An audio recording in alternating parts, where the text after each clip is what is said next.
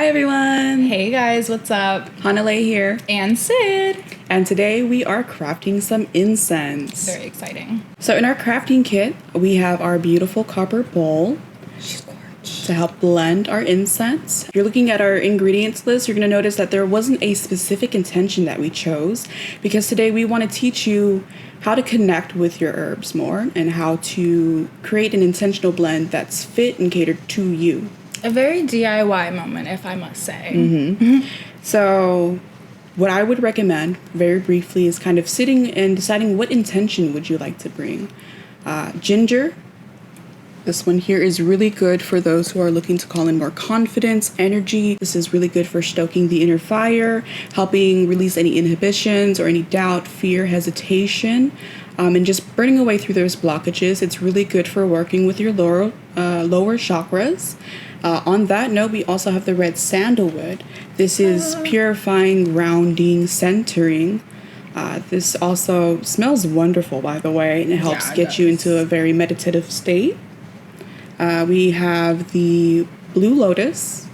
This is going to be one of my favorite things to work with to help get into a dreamlike trance and connecting with the third eye. Then we also have our rose. This is known as the queen of the flowers, and she's all about love, luck, abundance, and she has so many properties that she can bring to the table. And we also have benzoin. Benzoin is the holder of energies. This is also a natural gum. So this is going to help bind all these powders together to make that incense cone that we're working with today. Yeah, the glue.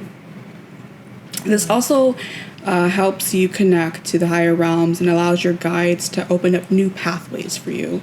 So this I use in a lot of my road opening works. Interesting. Then lastly, we have our mako.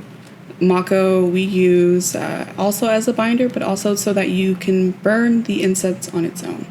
Gorge. So yeah, with that being said, I would like you to choose an intention, something you'd like to draw into your life. I would like to draw in some peace and some calmness into my life right now. Okay.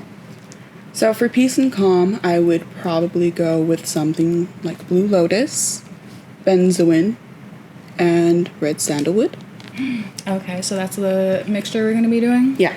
Cool. We're going to put our other extras on the side, which means you guys can use these later for another mix. Red sandalwood, that's really good for protection, healing, getting you into that trance and meditative state, harmony, peace, serenity, and unity. Before you pour it in, though, because as you noticed, we listed off quite a few different qualities and properties of each herb. What I like to do in my personal practice is spending just a quick moment with that herb, with that powder, with that element of the earth, and just letting them know, because they are tools in our practice. This is your purpose. So sit with it, let it know what it's going to be serving, what purpose it's going to be serving, and then you can go ahead and pour it into the bowl.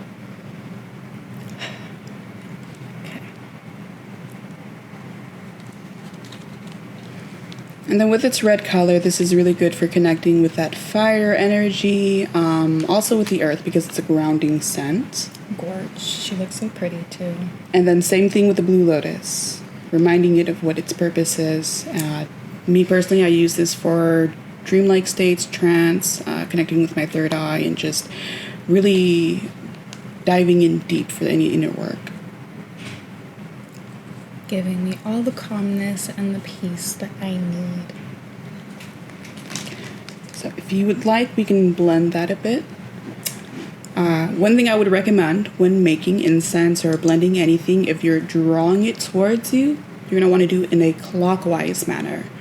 So yes, stirring in a clockwise manner, really thinking and zoning in on that intention that you had for your incense.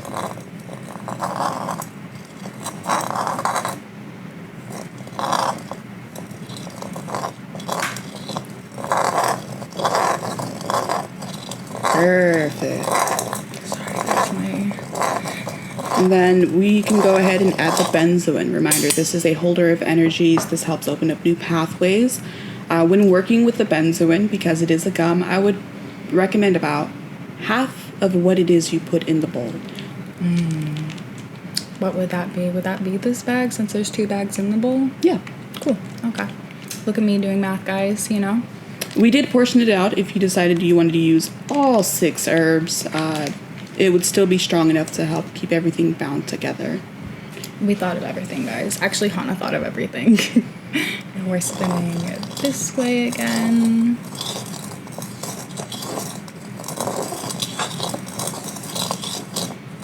Just stirring this is bringing me a little peace, so I feel like before even lighting it, it's kind of working how it's supposed to.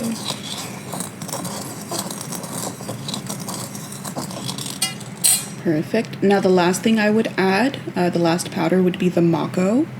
This is going to be what helps it burn on its own. This also acts as a binder of sorts. Mako, guys. We're gonna just, how much? Same? About half the bag here. Half the bag. I feel like I'm on a cooking show. I love this.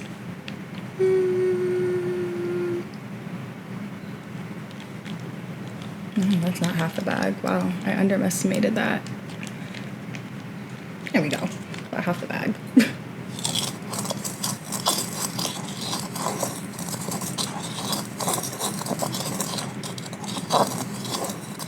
Now, if you wanted to, after incorporating everything evenly, you very well could stop here. This could be your incense, and it would burn beautifully for you. Of course, here at SG, we love enhancing everything and adding even more magic to our products. So we have our essential oil blend. Gorge. Because this is a pure blend, I highly recommend not getting this on your skin. Oh, no. If you wanted to wear it as a perfume, I would dilute it in a carrier oil of your choice. Jojoba is one of our favorites here. And then for this, I would add about 1/4 of the dram. So we're just gonna give a little pour, guys. Let's just give a little bit more. Yeah. Yeah? And again, so this blend is honeysuckle. This is really good for drawing in prosperity. It's that nice, that lovely floral note that you're going to have there. Also has labdanum, which is good for courage, strength, and meditation. And then bay. How many of you write your wishes on a bay leaf? Wow, this is like kind of doing the work for you. I love that. Yeah, but it also helps you release what no longer serves you. And I feel like that's a really good balance to have, is releasing what's not serving to make space for things that will serve you, things that you are trying to draw in. So you can go ahead and stir that in. What I would recommend here, as you're stirring in, you're going to notice it's going to start clumping. This is where you can add even more magic, your personal touch. And this also gives you a feel of whether or not you're going to need more essential oil, tell you if you want to add more mako or any other powder from this stage. Like when your instincts kind of start kicking in for it. Love. Based on what I'm feeling here, I would probably add just a touch more essential oil. Yeah, I can do that. Tell me when. Right there. Boom. Again, this is a drawing or a summoning blend, so we want to do it in a clockwise manner. For those of you who are making something that's for clearing, you would do this the opposite way. So you would do it in counterclockwise motion. Good to know. So this is another step. If you're satisfied with this, you very well could burn it and you'd be done with your incense. But what we wanted to do today with you is make incense cones. I love a good cone. So the benzoin and the mako are going to be our binding agents to hold everything together. We've enhanced it with the essential oil. Crafting It smells so good too, guys. is one of my favorite things to do. It's really personable to my practice. I feel like anything that you craft or make with your own hands is powerful in your practice. You know, it's more meaningful that way. Yeah. So again, we did not add water. It's kind of BYOW. Bring your own water for this. If you have any mists, any of your favorite SG mists, or like rose water too, could be fun. Yeah.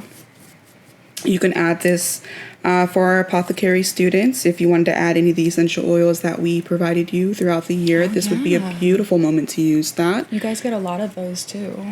And I'm actually going to see if I can do this Here, back I on got camera. this part. Yeah.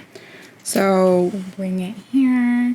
Tell me when for the water. This will be great for those who cook or bake. Well, not bake, but cook. You're gonna eyeball this. So I would stop there. Pour in your water a little bit at a time. It's like making pasta. And incorporate it. Yeah, it's kind of like a pasta dough. That's the texture we're going for. Is a pasta dough or Play-Doh. If that makes any sense. So, gonna leave a little more water. Just give her. You want more? A little bit more. And again, as you're doing this, every step that you're taking, I highly recommend that you remain intentional, using both hands to mix this incense. So you're receiving, you're giving energy. We've gotten to this consistency here where it's starting to clump together. You'll notice it's still a little dry, so we're going to add just a touch more water. Tell me when. And there. And then slowly incorporate that into the incense. Again, what we're looking for is kind of like a pasta dough or a Play-Doh, where it's wet enough to stick together, but not too wet to a point where it won't stay together. Yeah. It's just a sopping mess. Can I say that? Consistency, sopping mess? Yeah. Sopping mess. Very doughy consistency, very malleable, but like not too loose. So our dough is finally finished. So we are going to go ahead and start making cones. Obsessed. Depending on how big you want your cone. Here. Oh, yeah. Let's put it here so you can catch it. Oh, yeah, in case. There we go. What I like to do is kind of roll it into a ball first. And then I will start shaping the cone against my hand. Oh, how cute. Yeah. It's like a little dome. Yeah. Obsessed. Here, I'll move this so you can lower your hand. I see what you were doing there. Yeah. And it doesn't have to be perfect. And again, since it has the mako in it to help bind and help it burn on its own. How cute. Wow. Here we go. Guys, look at the little cone I just made. Can you burn it immediately? Does it need to dry? Yes. I would not recommend burning it immediately. You could very well try. Okay. I'm not going to tell you what you can or can't do. You have free will. But what I will suggest after you're done making your cones is setting these out into the sun to dry. And they look like cork when they dry, kind of, sort of, yeah. Just if you need a signal of when she's ready. Wow, she's so cute. So for mine, I leave them out to dry for about a day or two. After the second day, I'll go ahead and I'll check in on them. Yeah, so I'll check on them, see how they're doing. I may or may not sacrifice one just to make sure the inside is dry as well. So I'll crumble it up. Maybe a tester one is good if you get just like a little indicator to let me know if it's dry. Like the first pancake. And what's really cool about these two is once they're dry, once they're together, you could actually add more oils, more essential oils to it to enhance the fragrance even further.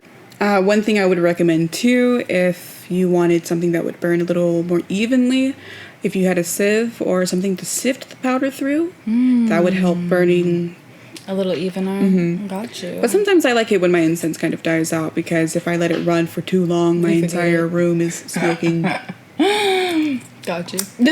So I hope you guys enjoyed today's incense crafting. Thanks for joining us, you guys. Yeah, and happy crafting, everyone. Bye.